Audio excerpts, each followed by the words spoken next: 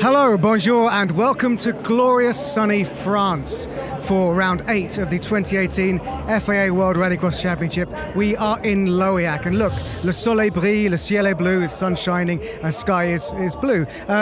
This is one of the most well-attended events in the whole calendar. Upwards of 70,000 people come here to watch this Rallycross weekend here at Loillac in the region of Brittany in France. And if we spin around this way a little bit, you can see that we're nearly ready for the first session of qualifying, which we are going to show you every session of qualifying live. So what you're watching now, tell your friends, share it, because qualifying 1, qualifying 2 today, qualifying 3, qualifying 4 tomorrow, to see how all of these maximum entry lists, 25 supercars, will make it through to tomorrow's semi-finals and final. Who's going to do it? Can it be the year that Sébastien Loeb wins at home in France? Well, let's have a look at the calendar to see where we are right now. So round 8, nearly into the last third of the season. We come back across from Canada to Europe, and we are in France, in the northwest of the country, the Bretagne region, Brittany, where you might have come on your holidays when you were a small child, like I did. And it's a beautiful day. Obviously, in the past, we've had very wet conditions here, but right now, looks like there's not even a chance of rain. So there's a signal there from Henk over there that the cars are going to start putting their engines on. That's Timmy Hansen getting ready. So yeah, while you're watching this, the engines are firing up. Just listen to that sound. That's the sound we've missed for a month since the last round in Canada. Let's have a little dive in here. Just have a quick word with Matthias Ekstrom. Matthias, what can you learn from watching the first race before you head out on the grid? Yeah, I just want to see the procedure of the marshal for the start, then also to see what the track conditions are like. So I'll probably watch the start and then go and watch the TV. Okay, thanks Matthias, good luck. Let's have a little wander through here. So the way that it works, he's obviously has been a month off. He's not forgotten how the start procedure works. He just needs to watch this. Very different in different places. There's a few new faces here, or certainly wild cards that we've not seen for a little while. Let's dive in here to speak to someone who we last saw at Silverstone, but not for very long. Andrew Jordan is sitting in the car. Andrew, sorry, we're just jumping in here when you're already trying to get your brain together to race again in a rallycross car. We're going to interrupt your thought process. How are you feeling as about to hit qualifying 1? A bit nervous, obviously. You know, if I wasn't nervous, I'd stop doing it. So it's more just about, it's the first time I've raced here, so how turn 1 and turn 2, I've commentated on it, and it's always action-packed. Now I'll be right in the middle of the action. So, but really enjoying the event. It's a super special event, and how the fans come out in force. So yeah, just trying to enjoy the moment. But yeah, the butterflies are going. Good luck. Okay, so that's Andrew Jordan, he's in the next race after this one, but ready for the first race of qualifying 1 here in France. Up in the commentary booth should be Dan Rook and your commentator, Andrew Coley. Hey everyone, very much looking forward to this. We've got a full lineup in the World Rallycross Championship this weekend, which means that if any of the front runners make a mistake, they stand not to make it through to the semi-finals. 25 cars. Dan, if they have a DNF or a bit of carnage in turn 1, we could really see them in trouble. So it's important, isn't it, for the championship leaders to stay out of trouble here in Q1? Yeah, they've got to try and get a good run. Hopefully the championship guys have got a good grid position and not in amongst too many of the slower guys. They need a clean run, put a good time in, and then they'll be in a good grid position for Q2. Dan Rook, of course, runner-up in RX2 last year and raced on this very circuit, so looking forward to hearing the previous British Rallycross champions' thoughts on this track. We're going to take a look at the standings of the championship as we come here, so take a look at this. Johan Kristoffersen leading by 55 points from Sébastien Loeb. His teammate Timmy Hansen, those two are equal on points. Then it's Backrud and Solberg also equal on points, and look, they are 1 point apart, and Ekstrom is just 6 back from Loeb in P2. So while Kristoffersen is looking odds on to be the champion, unless he has an absolute shocker of a weekend, P2 to P6 could not be closer. All the manufacturer cars are in there. Rounding out your top 8, Kevin Hansen in the 3rd Peugeot, and Gronholm doing a great job in the Hyundai i20 in its debut year. 5 cars on the grid and good to go. We've got some very quick guys drawn together for this first race, so we're going to kick stuff off in style. On the inside with the number 1 slot, Timmy Hansen in the factory Peugeot. Next to him, Topi Heikkinen, Kevin Eriksson, Robin Larsson, the teammates side by side, and then Timazyanov. And Topi, Tumas, is on his 50th World RX start, so he joins the 50 club. There are only 4 other drivers who've done 50 events, and in fact, Timmy Hansen sitting next to him is one of those. Marshall waiting probably for me to shut up, to be honest. They'll get a call from TV now to say that we're good to go. We hope you guys are good to go at home. This should be mega.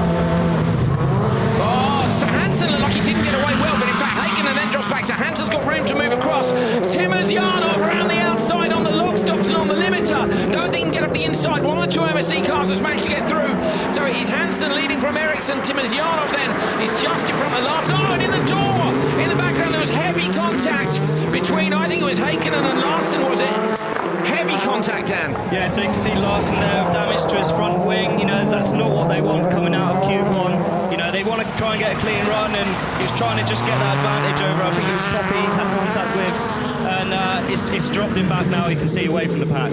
Topi with a very late lunge up the inside, having not got the best of starts. You saw what I mean? Topi looked like he'd done Timmy off the start, but obviously hadn't got the RPM or something on the settings right. Yeah, he had that initial reaction on Timmy. He got the jump, but then I think the car must have bugged and maybe had to get on the clutch again to pick up the boost.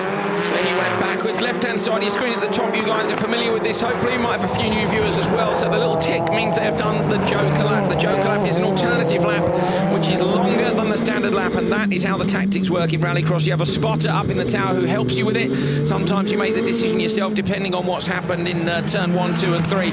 And you can get punched in the face in turn 1, 2 and 3 here, can't you? This place is exciting for us to watch, but it's pretty wild in the car, Dan. Yeah, it's so hard to try and keep out of trouble, especially when you come around turn 1. You're not too sure where everyone is. Obviously, your spotter's trying to give you as much information as possible, but there's no guarantee with that.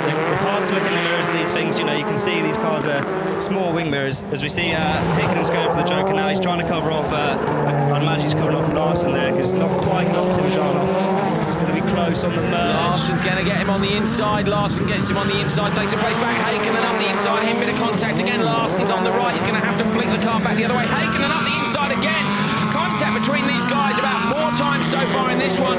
Larsson may not be happy with that, but I actually think Heikkinen's going to edge him through turn 1 and maybe get far enough in front that he won't be able to take his revenge on the brakes. But this is kind of about Hansen out front, isn't it, really? You know, he got the start that he needed. He's gapped everyone. Hansen goes Joker lap. Now watch this. Pops it up over the curb. To the left, to the right. Long right-hander to go. Timazyanov coming around the outside. He's clearly in front of him. So the target time is what Timmy is about to set, but to give you a benchmark, Sabo in European Rallycross did a 2:36.5, which was very, very fast indeed. But Hansen has shown the class of the World Championship drivers 2:32.6. So they're about 4 seconds quicker than the Euro guys were, and the Euro guys were literally on track 5 minutes ago, so we know the conditions are similar. So that is the World Championship benchmark, 2:32.678. Hansen into the 37s on every lap, in fact very nearly into the 36s on lap 1 and lap 3. Tim a second, Kevin Eriksson, Topi Heikkinen, Robin Larsson. Good stuff. Okay, good start from Timmy Hansen. This is really important, Dan. Peugeot, home event, you know, World RX, Loiac, French flag. The pressure is on here for them. They're desperate to win. We know they took the 1 win in Belgium earlier this year, but frankly, they need one here. Yeah, and they're really looking like they're starting to challenge the VWs. They got very close to them in Canada. I'm interested to see what they're going to do here. You know, Loeb's the home favourite as well. A lot of pressure on them this event. We know this track suits the Peugeot, but, you know, does it suit that new car? You know, what are they going to do? Let's take a look back at the action from the first race. You can see there Heikkinen making that mistake off the start, and that allowed Hansen to get down to turn 1. Timazyanov, what a good effort. Yeah, big commitment there. He had a lot of faith. You can see in the background now, Topi going for a late lunge. Oh, I think I saw the door come open there on Larsson's car. That was a fair old whack, wasn't it? Yeah, he opted then to go for the Joker, get out of trouble and try and put in some clean laps, but, you know, as you saw by the end of the race, unfortunately he wasn't wasn't able to make up the ground on Toppy. You know, he got very close to, you can see on the Joker merge. You know, Toppy just able to maybe quite outsmart him a little bit on the manoeuvres. The door actually looks okay, doesn't it? Because he went heavy. He has another go at the same door there. Toppy seems to have a thing for Larsson's right-hand door. But I mean, it was kind of side by side. Larsson might have been surprised, but probably not that surprised. It's elbows out here at Lowiac. Fantastic first run though for Timmy Hansen. That's got Peugeot's home campaign off to a great start. Well, Timmy, the first race of Lowiac weekend, and it looks like that was pretty good for you. Yeah, it's amazing to race in front of these fans, and I'm getting so much love here, and to be representing Peugeot in France. They are really patriotic here, and it feels kind of like they have accepted me to represent their brand. So it was so good to get the weekend started. I missed the reaction a bit in the launch, but I was still able to keep ahead, and then 4 laps that I'm super proud of. It was my fastest 4 laps of the weekend. So let's just see how far it goes, if the track is improving, but this run was a good one. Well done, thank you. Thank you. Race 2, sitting down there baking. I can tell you it's pretty hot in the commentary box. We're in the shade. It's a small little box. It is a very small box these guys are sitting in, and it is red hot in there. It's currently 25 degrees C. Air temperature, track temperature is 31.7. Gaetan Sarrazin on the pole on the inside. Andrew Jordan returning for MJP Racing's done some testing in the car recently. Davy Genet, French legend, previous World Championship round winner. Tommy Rustad, who is retiring from Rallycross, he says, after this race. Apparently, he said that before, so we'll see. But he's going to be 50 on Monday, and I said to him, so he's going to retire at 49 and 364 days. He said he wanted to retire before he's 50. This date was pretty handy. Kevin Hansen on the outside.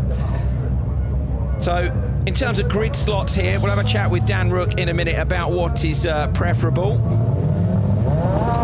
Ready to race light. Watch for the orange light to go out. The gap then is 1.5 to 3.5 before the light goes green. There we go. Good start by everyone except Sarrazin on the inside. Kevin Hansen just slams the door shut from 5th on the grid. And Dan, that's what I meant really about the grid slots here. There isn't necessarily a best slot. No, there's not really a favourite. You know, we've seen a lot of around the outside overtakings. You know, Tim Johnny from that first qualifying, Kevin there. You know, you come from the outside of the grid, you're able to carry more speed into the corner because it's not quite as tight for you. So you carry more speed, maybe get a bit sideways to try and keep you out of the gravel, and then you know, you're away and gone like Kevin has now. It's perfect for the Peugeot. Kevin runs the car a little bit wide into the left, and then the right, Andrew Jordan right with him. Andrew Jordan said to me after his first run this morning, it was a bit weird in that having to learn the track. Now, of course, he has had to learn other rallycross tracks that he's been at in the past, but recent outings in the UK when he did Silverstone, everybody was new to it. When he'd done Linden Hill, he'd been there before. How hard is it to learn a new track, even for guys operating at this sort of level? And yourself? Yeah, you know, I was in a similar situation last year, and it isn't the easiest to try and learn the track. You've only got, you know, 4 to 8 laps, and then you're straight into the qualifying races. So you've got to try and absorb as much as you can from those practice laps. Try and experiment a bit with some lines, and you know, see what is best. Yeah, what's going to gain you the most time? Andrew seems to have dropped a little bit of time there. He's falling back into the clutches of Davy Genet. If Genet feels he's gaining on me here, then I guess maybe they'll give the call for him to go into the Joker. But the differential here, this is one of the quickest Jokers of the year. I believe the difference is something like 1.2 seconds. So you make a mistake on a standard lap, it can be enough to get the overlap anyway. Yeah, exactly. And David Genet, we see him go there, and I think thankfully for him, he had you know, Sarrazin followed him in, or else he could have been caught up there on the exit. As we see him, he's going to be quite close with Rustad. I think he's just got him, needs to make sure he checks up on the brakes and doesn't run too wide, or else Rustad might be back on the inside. So Andrew Jordan with a better lap this time, but Davy Genet wants the gap back from him. It was a couple of seconds. It still is. It's 2.1 from Andrew Jordan back to Davy Genet. I think Andrew Jordan personally, now will be the time to choke if you want to cover that position off. Yeah, so also it's last lap now, so you know we're seeing both the four guys go. I think he's got enough. Looking at the timing screens, it should be just about covered. You know, obviously he doesn't want to make any mistakes and to get a clean drive into the next corner. Both him and Kevin well committed through the joke lap. Andrew Jordan runs the car wide, but this one is going to go to Kevin Hansen. So Timmy Hansen won the first one. Kevin Hansen's going to win this one. What's the time going to be though down the bottom of your screen? 2:33.3. He's just 0.6 of a second slower than his brother Timmy, so that's a great performance by Kevin. Yeah, really shows the performance of the Peugeots here. Hopefully they can keep it together through all the qualifyings and get a good grip position for the semis. Be really interesting to see, won't it, when the Volkswagens come out. And the Audis too, of course. So Kevin Hansen taking it from Andrew Jordan, David Genet, Tommy Rustad and Gaëtan Sarrazin. Let's see where they slot in after the first two races. So, okay, so Timmy and Timmer from the first race were quicker respectively than the P1 and P2 men, Hansen and Jordan from race 2. In fact, everybody's slotting in quite nicely there. Look, that satisfies my OCD quite a lot. Let's take a look at the action from that. So here's the start. Watch on the inside. It's Sarrazin who doesn't get a good start, but Kevin, bang, shut that door. Yeah, you can see him coming there, big commitment, and because he carried that extra speed, he was able to reach the apex on turn 1 and get a good drive then all the way down to the hairpin. He wasn't bothered by anyone else, you know, he didn't get pushed on the brakes or anything like that, and, you know, he's going to be very pleased for that. No damage after the first race, and, you know, he's run a clean race, and you can see how close he is to his brother, you know. Yeah, you can see there as well the commitment from the leading two through the Joker lap, which is what's necessary here to get a really fast Joker. You're kind of a braking zone with a jump in the middle of it, and then a flick left, right over the curbs. I mean, this is probably one of the I think one of the most committed Joker laps. You're late on the brake over that crest. You've got to pop the curb on both sides, and then there's a wall on both sides. Yeah, you got to hope that you land that jump properly, or else you could end up going backwards into the barrier, which I remember seeing a few drivers do last year. I think Ollie did it last year. Yeah, he did. Yeah, a lot of damage to the car. Barrier pinball. It's concrete on both sides, so pretty tight through the Joker lap, but impressive drives there, I think, from Andrew Jordan and from Kevin Hansen. Kevin takes his brother Timmy was just a little bit quicker. Well, Kevin, Timmy won race 1, you won race 2, but for me, that start was what sealed the deal. You know I had to go for it from starting from 5th.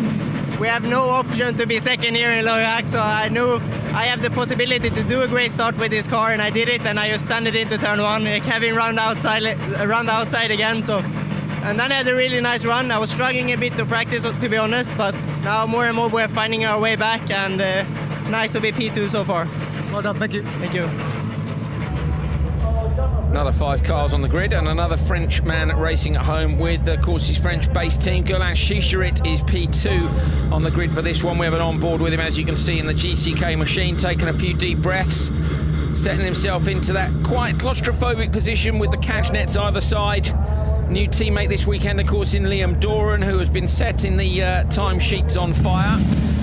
So we know the GCK machine has pace here, and Chicherit will want to do well in front of his home crowd. He has, of course, the 2016 World Rallycross champion Matthias Ekström on his inside, and we're going to see here what slot 1 can do compared to slot 5 that we saw Kevin Hansen do such a good job from. Yannis Baumanis, Niklas Gronholm and Ollie O'Donovan are the top 5 for this one. 5 different manufacturers in this race. On board with Matthias Ekström as he clunks the car into gear. The Marshal departs the grid. The ready to race light is on. Revs rise. Here we go. What can Chicherit do alongside Ekström? Brilliant start by Ekström. What can he do on that slot number 1? He's got to try and shut the door. 4 cars contact sideways. Gronholm. Ollie O'Donovan around the outside, straight up to P2. On board with Ekström, tries to go around the outside of the Irishman now. He's going to get the inside line on the brakes at the far end of the track. Ollie won't be able to shut the door from there.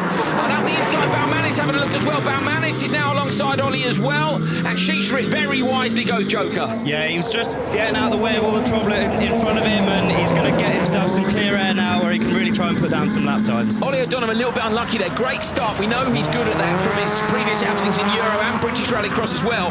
But because Ekström was up his inside, he couldn't do anything then to defend himself from Baumanis behind either. Yeah, no, once you got somebody there and they've prized the door open, it's very hard, especially when you're on the limit like these guys are, to get the car stopped and to get back into the inside. Interesting how much Ekström's having to lift through the left-hander at the minute. Oh, up the inside of Gronholm on the brakes. Have some of that clean pass. Lovely, classy stuff from Ekström. Yeah, very good, very good. I think maybe he was setting himself up in the corner before. You know, we saw him take a very tight line to sort of get a straight line out of turn 2. and he was able to dive down the inside then into So the lift to mean that he could get on the throttle earlier and carry the pace down the straight. Yeah, not so much sideways then, and you know his wheels are all facing straight. He can dive it down the inside. Great analysis from Dan Ruth, who of course has won the British Rallycross Championship in a supercar before moving across to RX2 last year. Matthias Ekström, fastest lap of the day, into the 36s. He goes 36.8. Previous to that, it was a 37.0 from Timmy Hansen. Gronholm slots right into the joke lap. Balmanis was behind. Gronholm trying to protect himself now from Shisharit and O'Donovan. So Shisharit, look for him around the outside. There goes Ekström. Balmanis. Shisharit is getting a fall behind Gronholm. So Balmanis now has to... Oh, Shisharit on the limiter. Absolutely on the limiter. Came in too hot.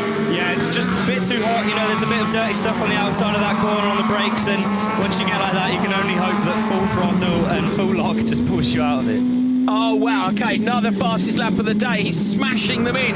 36.6. Goes 2/10 quicker than he had on the previous one. Slots into the joker on the last lap with Balmanis. Up and over the jump. Bang, pops the curb on the left, on the right, out towards the wall. Going to be clearly in front of Gronholm, but this is going to be another good time from Gronholm, who was fast yesterday in free practice. Ekström hugs the apex on the left and on the right. Target time, 2:32.6. Have Audi found something between Canada and France? Loses out by 10th. He loses out by less than half a tenth of a second. Matthias Ekström has lost out to Timmy. That's close. That was very close. You know, we saw him banging in some fastest lap times, but just looking at the timing screens here, it looks like he lost about 8 tenths on the first lap in all that carnage, so he'd be kicking himself for that.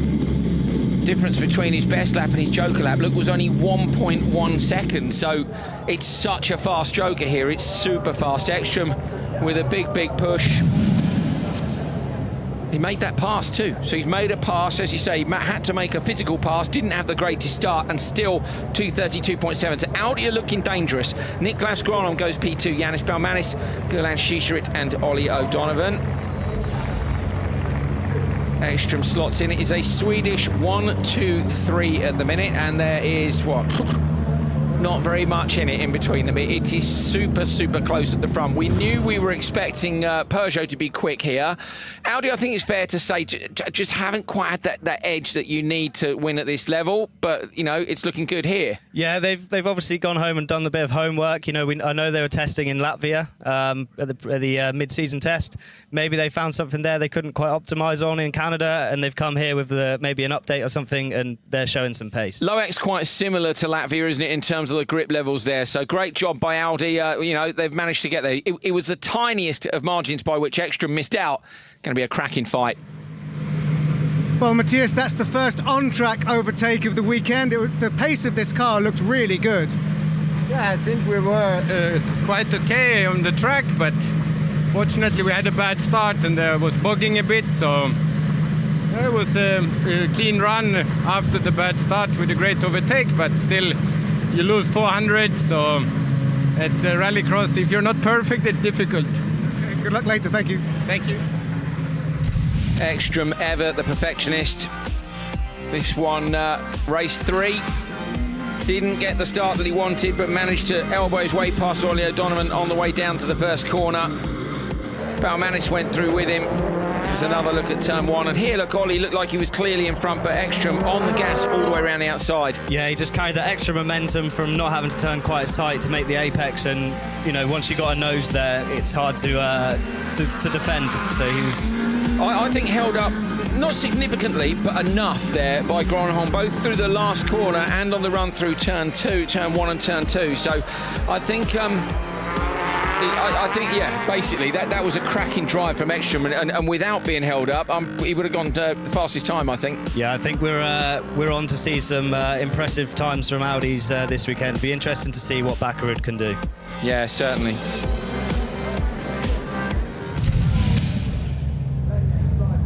Okay, here we go. Next race on the line. This one is race number 4 of Q1. We've got another whole race to come off this. Remember, 25 cars in the World Rallycross Championship.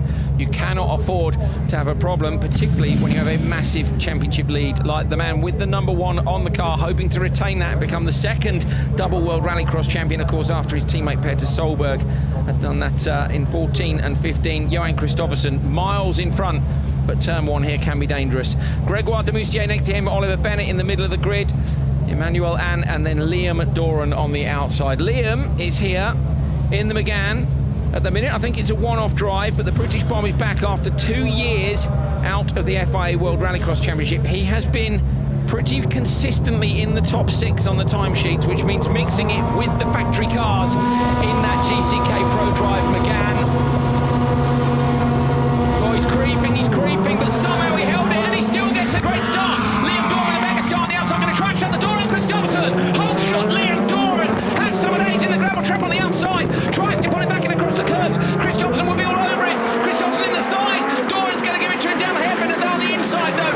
He's got the inside line. Christopherson has to give best. He won't go joker, but Liam runs wide. Christopherson up the inside. Liam's picked the throttle up too early. Christopherson gets up the inside of him, but the British Bomb is back. Boom!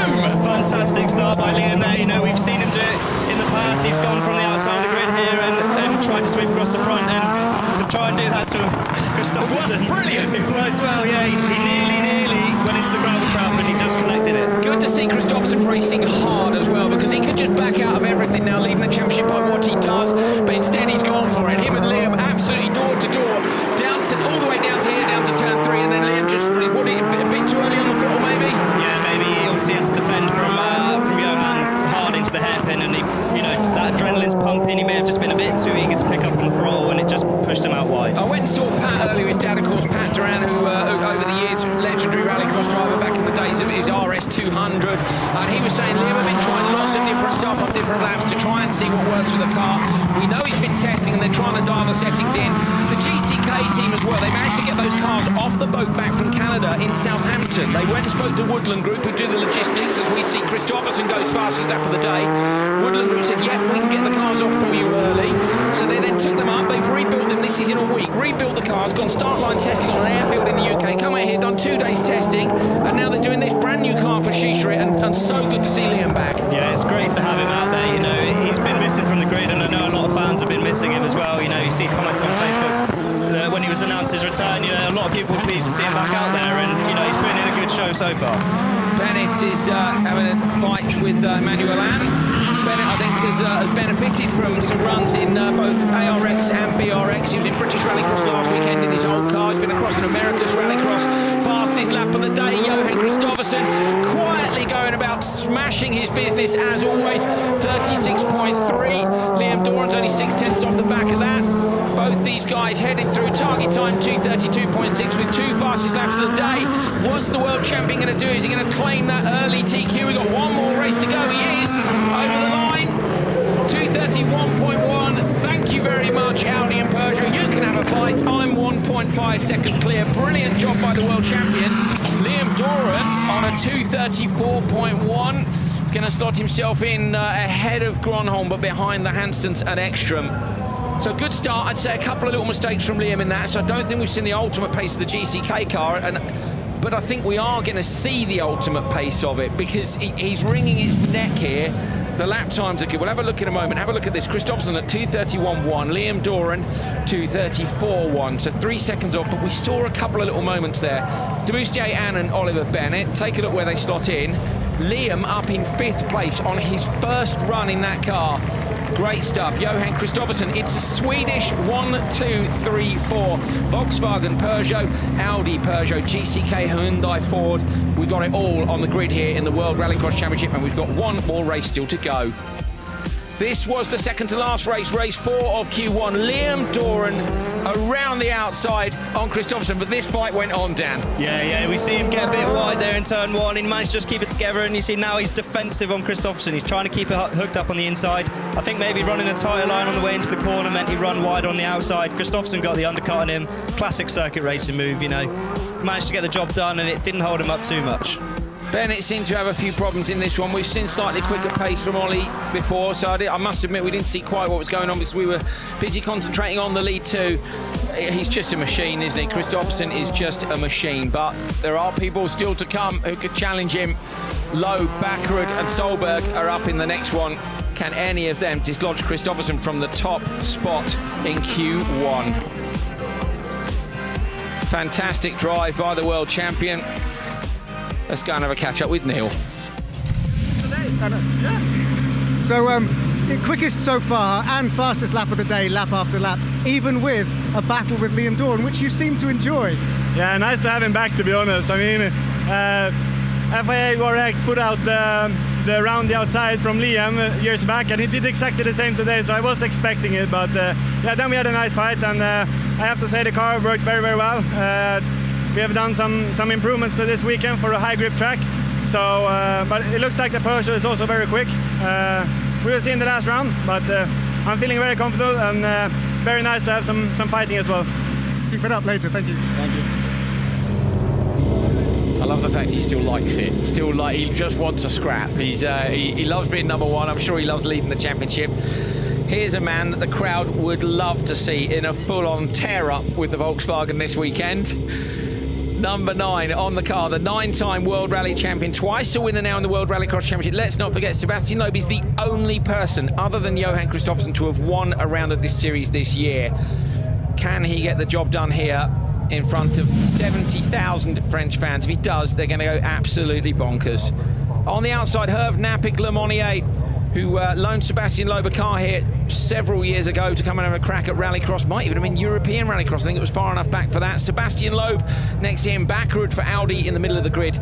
Timo Scheider in slot number 2, and Peter Solberg on the pole on the inside. Now, Solberg has won 6 out of his 7 Q1 races this year, and so far in this session, 3 out of the 4 races have been won from slot number 1. Is he going to win this one? Continue the record for slot 1 and Q1. You're about to find out. Q1 coming to a close in about 2.5 minutes time. Who's going to be at the top of the timesheets? Great start, backward in the middle of the grid. He's hooked it up big time. Going to shut the door on Solberg. Solberg dips in behind Scheider. Contact 3 across. Loeb's around the outside of Scheider. Going to get the inside line for turn 2. Going to slot into 3rd though behind Solberg. Having to wait a long, long time on the throttle. This track's still quite green, Dan. Yeah, it does take a while for the track to come to. You know, these guys are laying down rubber every single lap, even on the dirt. You know, you can see a clean line on the camera. You know, here, as they're coming into, you know, this corner, you can see, especially in the Joker lap as well, you know, there's 2 definitive lines. As soon as you run out wide, you're gonna be losing a lot of time. And it seems, I suppose, through turn 2, where there's a bit more carnage, the line isn't quite so consistent. Turn 2, just from the commentary box where we're looking at, it looks a bit clean. You're right on board now with Globe. Have a look and you'll see here. So hook the curbs on the right, then into the left hand. You've got to get it left into the curb and left. Wait, and then on the throttle and away. And there's a bump here, Dan, which is really not that pronounced on the telly, but makes a massive difference to the braking zone. Yeah, exactly. It's a bit deceptive on the TV, like you say. You know, you see Solberg going to the Joker lap, he thinks he's got enough of a gap to cover off Scheider, I believe.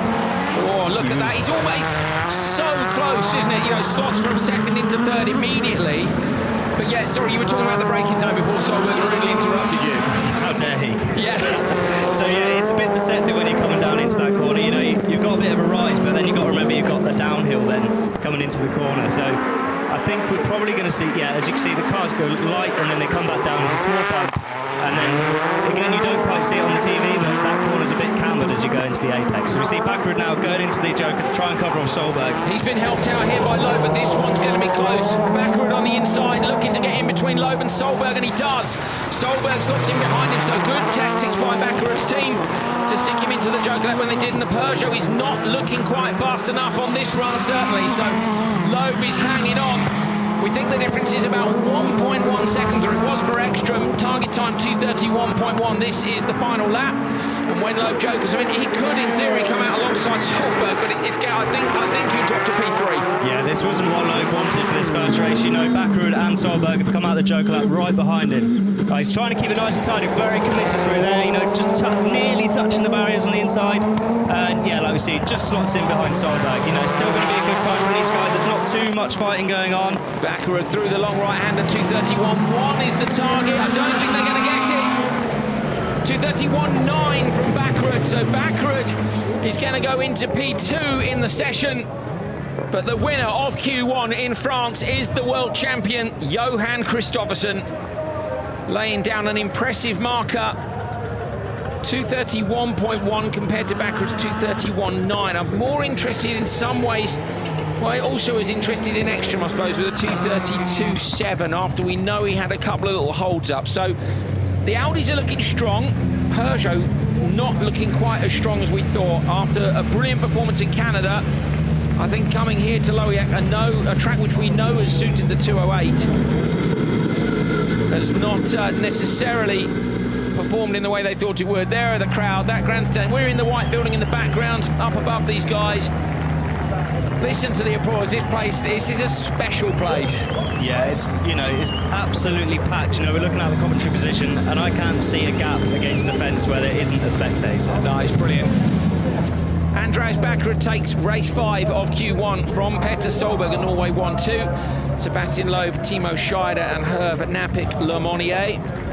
But this is the important bit. 3 of those 4 slot in to upset the 1, 2, 3, 4 Swedish flag situation we had going on. Of course, there's one Swedish flag that can't knock off the top spot, and that is Johan Kristoffersson. Bakkerud goes into P2. There's 8 tenths in. It was a clean run by Bakkerud, but we could maybe see something quicker from Ekstrom later on. Solberg, Loeb, and the 2 Hansons. Liam Doran in 8th. A great performance. A very exciting Q1 so far. Andreas, you look very happy with that. How confident were you that you were going to come out cleanly in the Joker? Well, I saw it was going to be tight. I saw Loeb there, I saw Solberg, and to be honest, I was like aiming on the small gap which was in between. Luckily, the Audi S1 is a small car, and you can go for smaller gaps, But a lot of fun being here in Lowiak in front of all the fans. Like, us driver feels, every one of us feels like Justin Bieber every time, so it's very nice. Thank you to France and Lowiak and all the volunteers which is here. Without you guys, we couldn't enjoy what we're doing, so thank you very much. Thanks. Good luck later. Okay, you're going to take a look back at the action. On board with Loeb. Bakkerud got an absolutely stunning start there. Yeah, Bakkerud had the dream start. He was able to get a car away from front of everyone and just cut across and shut the door. No one can do anything about it then. Loeb maybe a bit slow on the reactions there. I seem to look like Bakkerud got an edge away from off the line a bit faster than he did. Le Monnier got a little bit of contact in the left at turn 2. That was Loeb and Solberg at the merge. Yeah, the Peugeot waiting until late to go to the Joker and coming out 3rd. This was Andreas Bakkerud. He said it was a small gap. Actually ended up being just over an Audi S1 size gap, didn't it? So he was all right. But I think Bakkerud seems pleased with that, and they're looking really quick, which is good news for them. Yeah, it's good to see the Audis up there, and I think there is probably some more time to come from that. He's only just behind Kristoffersson, and you can see they are having a bit of a battle there. Maybe a little bit held up by Loeb. Roll on Q2. Great stuff. Super close across the top cars in Q1. So, okay, Peugeot not super dominant. That's not to say they won't be, because they've done brilliantly here. I'm sure the engineers will go away and have a look at things. Kristoffersson, unbelievable. The Audi's looking really good, and Liam Doran. So for me, the Audis and Liam Doran, not the surprises, but the best performances compared to what we expected, maybe. Yeah, it's good to see them out there. They're really pushing the Volkswagens, and Liam to come in a car that he's never driven before. Maybe a 2-day test, that's it. And I know he loves this track, so he's going to be wanting to put in the best performance he can. Okay, so going to be interesting to see. I love the fact as well that Liam, we knew Liam wouldn't mind. He's not here for a championship, and that's why he's one of the danger men for people like Kristoffersson. And in fact, it was him and Kristoffersson who went side by side, but Johan enjoyed that as well. So great to see the British bomb back, and a fantastic performance from Audi. But the world champion very much on top at the moment. Nearly had a guest in the commentary room. I don't know who it was. Did you see behind me? Let us know on social media. Who opened the door? It was very mysterious, wasn't it? And there he is. He's gone smiling around the front. I don't know who he is. But I'll have him removed immediately.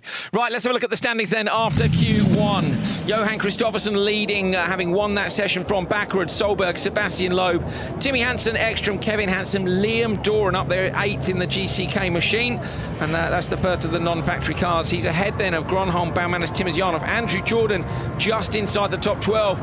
Ericsson, Schischrit, Demoustier, Timo Scheider are 13th down to 16th, and we've even got a third page today. Look, Genet, Haken, Rustad, Larsen, Serazan, O'Donovan, and Oliver Bennett. So look at the difference at the bottom here. You can see the points. You only get 20 points if you're down in 24. So a puncture, a DNF, a problem with the car sees you drop a long way down the table. We've got 4 long sessions here in France this weekend, which you've got to get through with no problems. And that's why it's really key when you've got a big entry like this to keep it consistent. Make the semis, then have a fight. Yeah, front row's nice, but don't go out. No, exactly. You need to be making sure you don't damage the car. You don't want to be running any risks. It's not worth it in qualifying. if you're similar pace to the guy in front of you, you need to be just sort of hanging on to his coattails. Don't be trying to push past that, something that's not possible. Damage the car and do something silly. So, okay, there we go. Kristoffersson, normal service resumed. He didn't have the best of days, did he, in Canada and the first day, and then here, well, he ended up TQ there. Here, he started by winning Q1. They didn't even do that many laps during free practice. I think they were saving tyres. This place is quite abrasive. So, great tactics from Volkswagen. We know they've done something to stiffen up the car. All to play for. There are 3 sessions still to go, and one of those, of course, is later on this afternoon. I'm going to hand you down to Neil Cole. Thanks to Dan Rook. We'll see you later. Wow, what an exciting session qualifying that was. Qualifying 1 is done, and look at the crowds just waiting for their hero, Monsieur Sébastien Loeb, 9-time World Rally Champion, and one of the most famous sportsmen in France. It's very hard to overstate just how famous he is in this country. So as the fans wait for him to come in, so do I. We probably won't have an interview with him now, but we'll speak to him later. Make sure you get across all social media, comment, tell us who you want to see getting a better go in qualifying 2 later. I think it's about 4:45 Central European time. We'll be on social media qualifying 2 later, and then of course tomorrow qualifying 3, qualifying 4, and then the all-important semi-finals and the finals. Who's going to make it? It's a packed field, it's sunny weather, so we'll see you there, and thank you very much for watching.